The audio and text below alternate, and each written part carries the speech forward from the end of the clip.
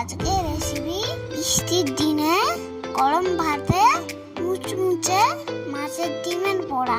প্রথমে মাছের ডিমটা ভালো করে ধুয়ে নিয়েছি। এরপর কড়াইতে পরিমাণ মতো জল দিয়ে 1 চামচ লবণ ও একটু লেবুর রস দিয়ে হালকা নাড়াচাড়া করে ধুয়ে রাখা ডিমটা কিছুক্ষণের জন্য ভাপিয়ে জল ঝরিয়ে নিয়েছি। এরপর পেঁয়াজগুলো ছোট ছোট করে কেটে নিয়েছি। সেদ্ধ করে রাখা মাছের ডিমটা ম্যাশ করে নিয়েছি। পেঁয়াজ কুচি, ধনেপাতা কুচি, কাঁচা লঙ্কা কুচি, আদা কুচি, স্বাদ মতো লবণ, হলুদ গুঁড়ো ও 1 চামচ কাশ্মীরি লঙ্কা গুঁড়ো দিয়ে অল্প একটু মেখে নিয়ে 1 কাপ বেসন, 1 কাপ গরম ফ্লাওয়ার দিয়ে ভালো করে একটা ডো বানিয়ে নিয়েছি। এরপর কড়াইতে তেল দিয়ে ছোট ছোট বলার আকারে তৈরি করে নিয়ে 2 মিনিট ভালোভাবে কম আঁচে ভেজে তুলে নিয়েছে।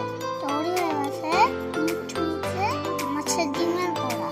গরম ভাতে খেতে খুব সুন্দর হয়েছে। ভিডিওটা যদি ভালো লাগে প্লিজ একটা লাইক ও সাবস্ক্রাইব করে দিও।